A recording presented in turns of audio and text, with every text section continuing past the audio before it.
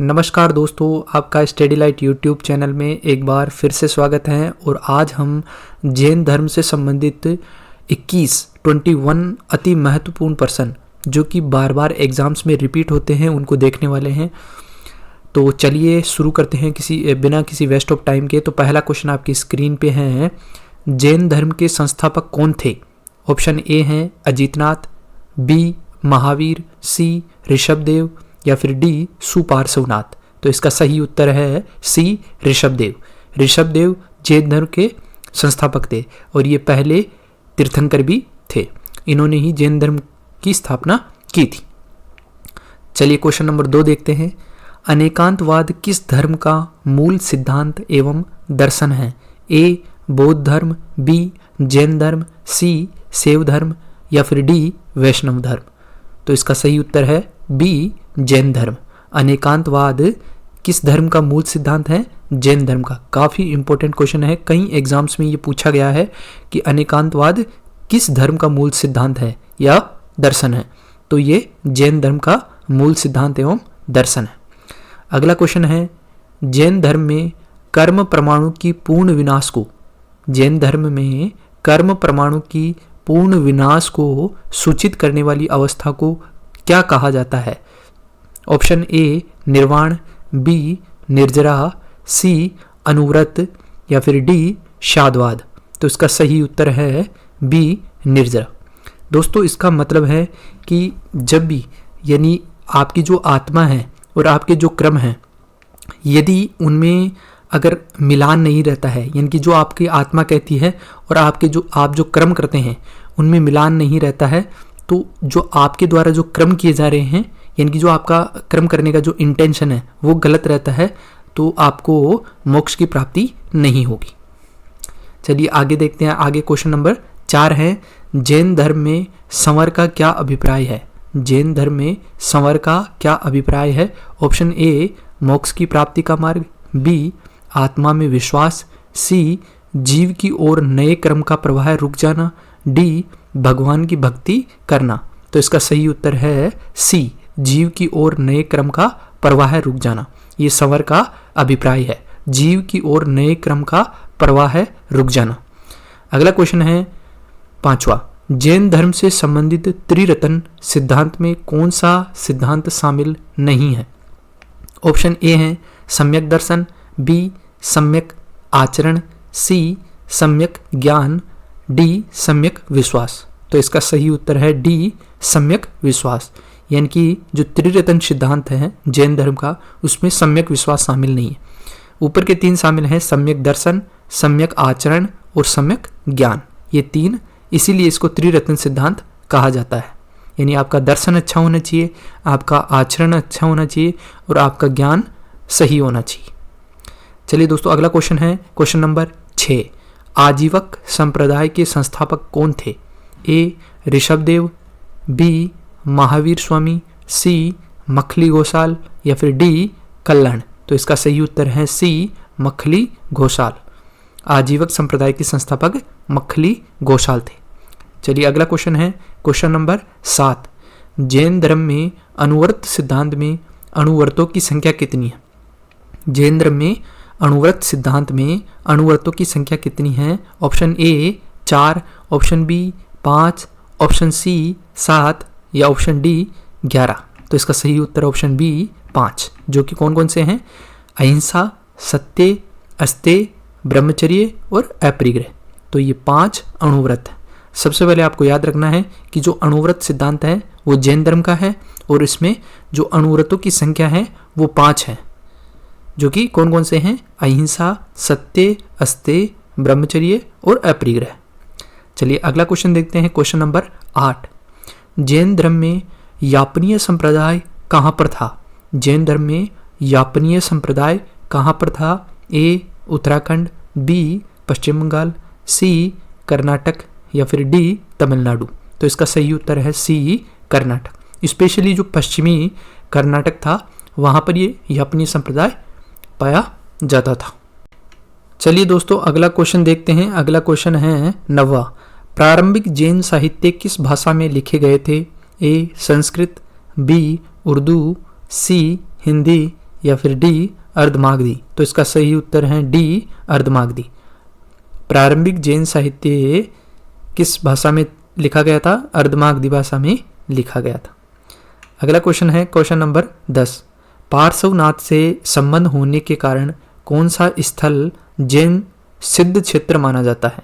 ए गया, बी समेध शिखर, सी त्रावणकोर या फिर डी महादेव शिखर। तो इसका सही उत्तर है बी समेध शिखर। अगला क्वेश्चन है 11वां। श्वेतांबर संप्रदाय के संस्थापक कौन थे? ए ऋषभदेव, बी महावीर स्वामी, सी स्थूलभद्र या फिर डी मखली गोसाल। तो श्वेतांबर संप्रदाय के संस्थापक थे स्थूलभद्र, यानी option c is the right answer. Shwetambar संप्रदाय के संस्थापक स्थूलभद्र थे। अगला क्वेश्चन है 12वां। किस जैन संगीति में अंतिम रूप से श्वेतांबर आगम का संपादन हुआ? किस जैन संगीति में अंतिम रूप से श्वेतांबर आगम का संपादन हुआ? ए प्रथम, बी द्वितीय, सी तृतीय या फिर डी चतुर्थ। तो इसका सही उत्तर है ए प्रथम। प्रथम जैन संगीति में श्वेतांबर आगम का संपादन होता है। अगला क्वेश्चन है क्वेश्चन नंबर 13। भद्रबाहु के अनुयायी कौन थे? ए श्वेतांबर, बी दिगंबर, सी दोनों या फिर डी इनमें से कोई नहीं। तो भद्रबाहु के अनुयायी दिगंबर थे, यानी ऑप्शन बी सही आंसर। अगला क्वेश्चन है क्वेश्चन नंबर 14। जैन धर्म के अंतिम तीर्थंकर कौन थे?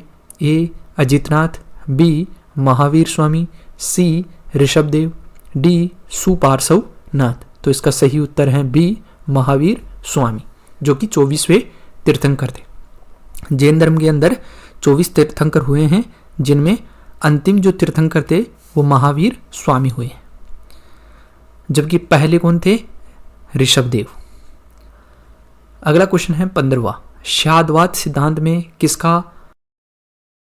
सबसे पहले तो आपको ये याद रखना है कि जो शाद्वाद सिद्धांत है वो जैन धर्म का सिद्धांत है। इसमें किसका अहम योगदान रहा है? ए अजितनाथ, बी महावीर स्वामी, सी ऋषभदेव या डी सुपार्श्वनाथ। तो इसका सही उत्तर है बी महावीर स्वामी, यानी महावीर स्वामी का शाद्वाद सिद्धांत में अहम योगदान है।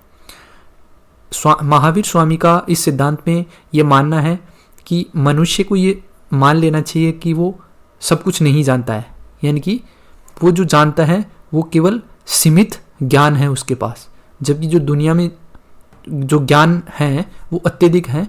तो एक मनुष्य के पास जो भी ज्ञान है वो लिमिटेड है। तो ये महावीर स्वामी का मानना है, और ये हर मनुष्य को एक्सेप्ट कर लेना चाहिए कि मेरे पास ज्ञान कम है, तभी वो ज्ञान अर्जित कर सकता है।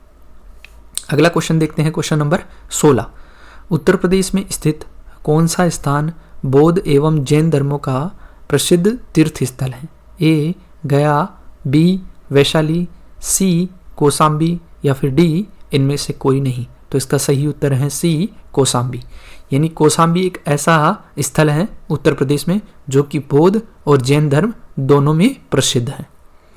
अगला क्वेश्चन है 17वां। 16 महाजनपदों का उल्लेख किस जैन रचना में मिलता है?